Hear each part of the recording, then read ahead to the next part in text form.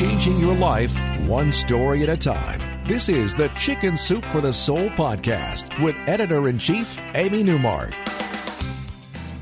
Hey, it's Amy Newmark with your daily dose of Chicken Soup for the Soul inspiration to make you simply happy.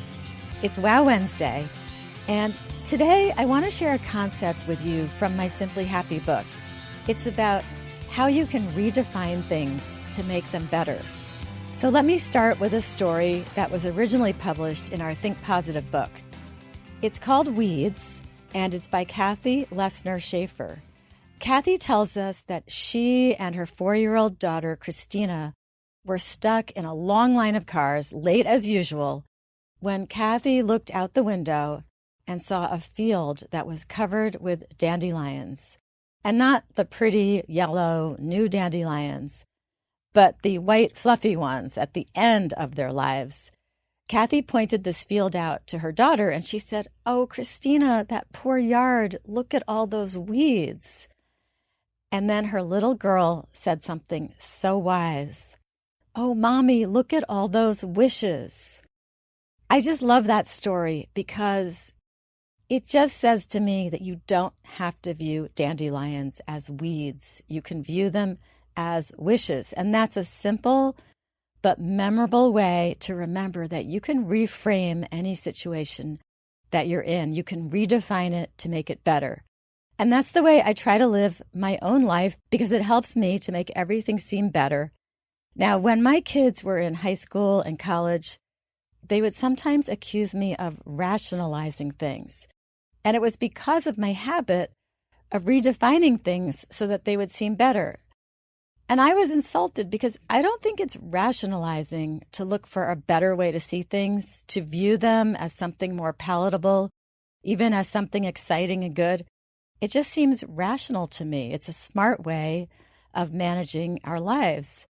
So during this busy holiday season, I think it's important to use that ability to redefine things, to make sure that you frame things in a positive manner.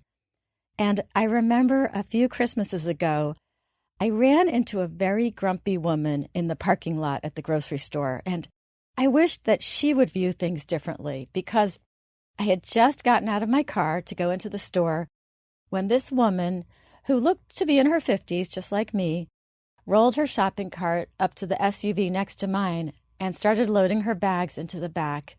And she was chanting, "All they do is eat. It's the same thing over and over again.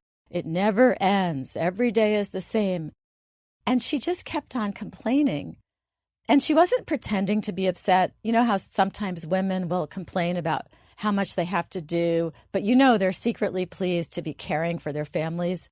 This crabby woman was angry and stressed and resentful, and she was venting to a complete stranger, me. And I wanted to say to her, "But you're so lucky that you have money to buy food," quote, over and over again, and that you have a nice car to carry that food home for you. And you're lucky that you have people waiting at home who love you, who are depending on you, and who are healthy enough to eat, quote, over and over again. Because she was my age, I assumed that she was probably talking about a husband and grown kids who were home to visit. And I wanted to say, don't you remember why you married that man and you had those children? You wanted them. You signed up for this. And you love those hungry people. But I didn't say a thing. I chickened out. I only had a second to make the decision, and I thought it would be presumptuous to say anything. And I know in our stories we talk all the time about people who had epiphanies when a total stranger said the right words to them. But I didn't do it. Now, maybe I could have pushed her reset button with a few choice words, but I didn't do it. But it's just an example of how you can take a situation that's stressful and you can turn it into something positive just by tweaking your perspective and redefining it.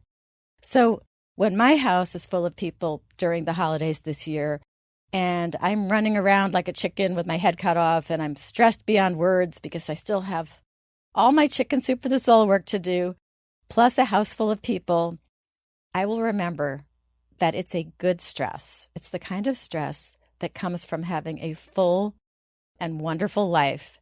And I will remind myself that I have chosen to do all of these things, so I can't complain about them. because I've discovered that with words and thoughts, almost anything can be redefined, turned upside down and inside out, and re-examined in a new light. All that Christmas stress, all that busyness, it's fabulous. And we just have to remember that over the next couple of weeks. I'm Amy Newmark. Thanks for listening to the Chicken Soup for the Soul podcast today. Tomorrow is Thoughtful Thursday, and we're going to talk about random acts of kindness at Christmas. And I think the stories will inspire you to keep your eyes open for someone in need this holiday season. If you want to hear what else is going on at Chicken Soup for the Soul, follow me on Twitter, where my handle is @AmyNewmark, or visit us at chickensoup.com. And if you want to read more tips for happiness and positive thinking, you can pick up my book, Simply Happy, at Walmart, Rite Aid, Books A Million, Barnes & Noble, Amazon, and other booksellers.